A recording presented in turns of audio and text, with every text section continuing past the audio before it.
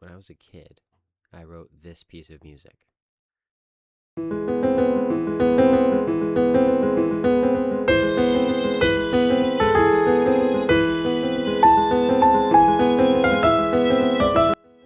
using it as a backdrop for this video, I can understand how, from a child's perspective, for me at least, when I was playing on that piano, I was an ancient Egyptian. To write a desert mystery, how do I write a desert mystery? I found myself in a desert. Not literally, of course. I played a chord on the piano. I was practicing the dominant seventh chords, which is what I realized as a kid, is that all chords are just random combinations, but we give them names.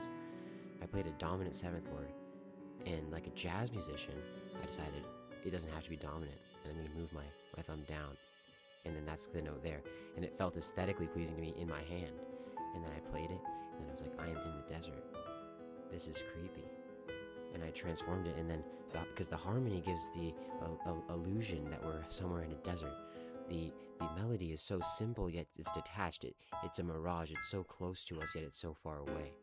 It feels like we need to be a part of this world, of this desert mystery. But then what I realized after in my writing process is that every counter melody that comes afterwards is only a slight perversion of the one that came before.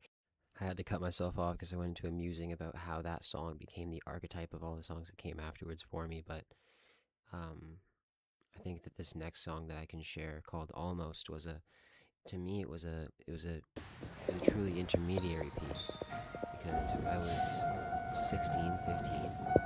I was like very, very lost, because I was a very good history student, very good music student, I was very good at a lot of stuff. But in being good at a lot of stuff, I realized how I wasn't good at certain stuff.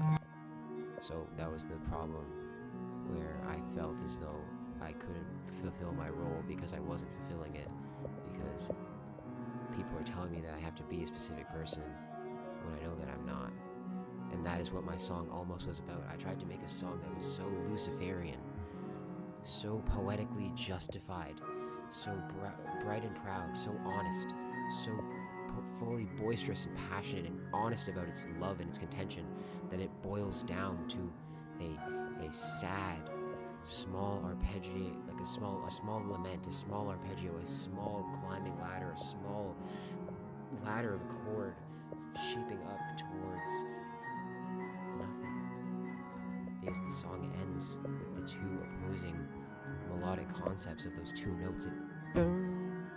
It'll end like that. I don't know how long the song even is as I'm speaking my musing about my music, because music is to be a muse, is to interpret your own emotions as those around you.